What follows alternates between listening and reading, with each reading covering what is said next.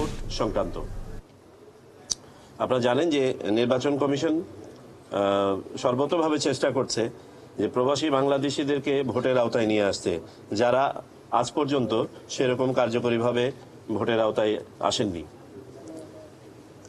আপনাদের এটাও খেয়াল থাকার কথা যে গত 16 ডিসেম্বর মাননীয় প্রধান উপদেষ্টা জাতির উদ্দেশ্যে দেয়া ভাষণে প্রবাসী বাংলাদেশিদের ভোটের ব্যাপারে সুনির্দিষ্টভাবে কিছু বক্তব্য তুলে ধরেছেন। তার মধ্যে যেমন ছিল, উনি বলেছেন যে এবারে আমরা প্রবাসী বাংলাদেশিদের ভোট নিশ্চিত করতে চাই, এবার আশ্বাস নয় আমরা বাস্তবায়ন করতে চাই, এবং তিনি এটাও বলেছেন যে আমাদেরকে একটি নির্ভরযোগ্য ব্যবস্থা উদ্ভাবন করতে হবে।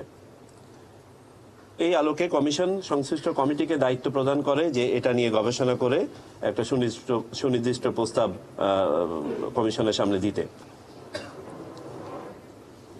কমিটি প্রচলিত আইন এবং নিয়ম গবেষণা করার পাশাপাশি আমাদের বিদেশে অবস্থিত বিভিন্ন দূতাবাস, 34টি দেশে অবস্থিত 44টি মিশন অফিস থেকে ফিডব্যাক সংগ্রহ করে।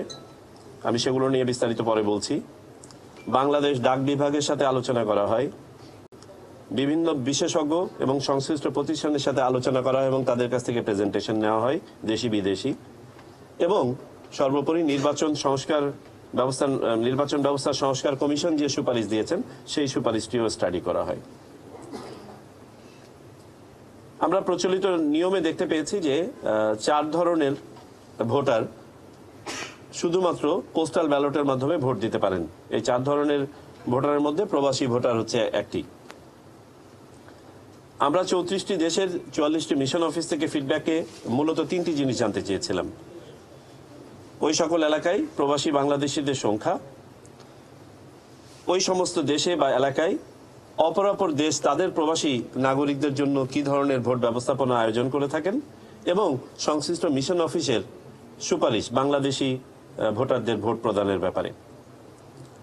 আমরা এখানে বিভিন্ন ধরনের সুপারিশ পেয়েছি। তার মধ্যে কেউ কেউ সশরীরে ভোটের ব্যাপারে মত দিয়েছেন, কেউ কেউ অনলাইন ভোটের ব্যাপারে মত দিয়েছেন, কেউ কেউ হাইব্রিড কোনো একটা সিস্টেমের কথা বলেছেন।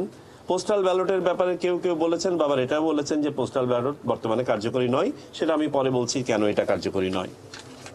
পোস্টাল ব্যালট করতে হলে এখানে একটা হাইব্রিড ম্যানেজমেন্ট করতে হবে। আমরা বাংলাদেশ ডাক বিভাগের সাথে আলোচনা করে বোঝার চেষ্টা করেছি যে আমাদের পোস্টাল টাইমিংটা কিরকম প্রয়োজন হবে। তা আমাদের ফাইন্ডিং হচ্ছে, এই কমিটির ফাইন্ডিং হচ্ছে, বর্তমান যে পোস্টাল ব্যালট সিস্টেমটা আছে প্রবাসী বাংলাদেশি ভোটারদের জন্য, এটি একটি অচল সিস্টেম। যে কারণে আমরা গত দ্বাদশ জাতীয় সংসদ নির্বাচনেও দেখেছি একটি ভোটও এখানে কাস্ট হয় নাই বিদেশ থেকে। বাংলাদেশের ভিতর থেকে মাত্র 433টা পোস্টাল ব্যালট কাস্ট হয়েছে। আর বাংলাদেশের ভিতরেও আমরা যেটা বলেছি যে 4 ধরনের ভোটার এতে ভোট দিতে পারেন। দেশের ভিতরে আপনার সরকারি কর্মকর্তা কর্মচারীরা, ভোট আয়োজন এবং অনুষ্ঠানের সাথে যারা সম্পৃক্ত থাকেন তারা, এবং আইনি হেফাজতে থাকা ব্যক্তি, তারাও পোস্টাল ব্যালটে ভোট দিতে পারেন। তো আমরা মাত্র 433টি ভোট দেখেছি গত জাতীয় সংসদ নির্বাচনে, যেটা পোস্টাল ব্যালটের মাধ্যমে কাস্ট করা হয়েছে। আর প্রবাসী বাংলাদেশিরা কেউই ভোট দিতে পারেন নাই। আমরা দেখেছি এটা একটা অচল পদ্ধতি এই জন্য যে সময়ে গিয়ে আপনার প্রতীক বরাদ্দ হওয়ার পরে ব্যালট পেপার ছাপানো হয়, তখন থেকে ভোট গ্রহণের জন্য বাকি থাকে মাত্র 10-12 দিন, বড় জোর 15 দিন। কিন্তু পোস্টাল ব্যালটে যদি বিদেশ থেকে ভোট দিতে হয়, আমরা হিসাব করে দেখেছি সর্বনিম্ন 24 দিন থেকে প্রায় 35 দিন 40 দিন পর্যন্ত লাগে। সো এখানেই বোঝা যাচ্ছে যে এটা কোনো কার্যকরী পদ্ধতি নয়, যে কারণে এটা চলবে না এবং এটার একটা বিকল্প আমাদের খুঁজে বের করতে হবে। কমিটি মূলত সেই কাজটি করেছে। কমিটি 3টি পদ্ধতি সুপারিশ করেছে।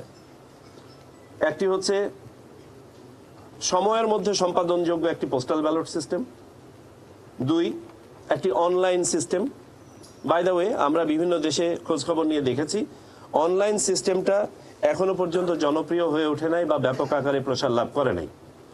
তদুপরি আমরা 4টি দেশে কিছু কিছু অনলাইন সিস্টেম আমরা দেখতে পেয়েছি, যেমন যুক্তরাষ্ট্র, ফিলিপিন্স, এস্তোনিয়া এবং মেক্সিকো।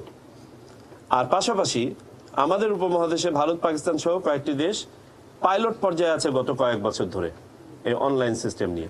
আমরা ইউএনডিপির সাথে যখন আলোচনা করেছি, তারা আমাদেরকে যেটা বলেছেন যে অনলাইন সিস্টেমটা এখনো পর্যন্ত অনেকেই অ্যাডপ্ট করতে পারছে না, কেউ কেউ এটা ট্রায়াল পর্যায়ের পরে আবার ফেরত গেছে পূর্বের সিস্টেমে। সুতরাং অনলাইন সিস্টেমটার মধ্যে আপনার বেশ কিছু ট্রায়ালের ব্যাপার আছে, পাইলটিং এর ব্যাপার আছে, সময় সাপেক্ষ একটি বিষয়। আমি যেটা বলছিলাম যে কমিটি 3টি পদ্ধতি সাজেস্ট করেছে। দুটো বললাম যে সময়ের মধ্যে সম্পাদনযোগ্য পোস্টাল ব্যালট, দ্বিতীয় হচ্ছে অনলাইন পদ্ধতি, আর তৃতীয়টি হচ্ছে প্রক্সি ভোট। প্রক্সি ভোট অর্থাৎ একজন প্রবাসী বাংলাদেশীর পক্ষে বাংলাদেশে অবস্থানরত একজন ভোটার তার ভোটার এলাকার তার হয়ে ভোটটা দিয়ে দেওয়া। আমাদের কমিটির কাছে বিবেচ্য বিষয়াদি ছিল ভোটারের পরিচয় নিশ্চিত হওয়া, ভোটের গোপনীয়তা এবং নিরাপত্তা। আমাদের যে সিস্টেমই অ্যাডপ্ট করি না কেন এটা হতে হবে নিরাপদ এবং নির্ভরযোগ্য। একটা সাক্ষ্য থাকার ব্যবস্থা থাকতে হবে যাতে করে আইনি বিষয়গুলো ফেস করা যায়, অর্থাৎ আমরা পেপার ট্রেইলের কথা বলেছি।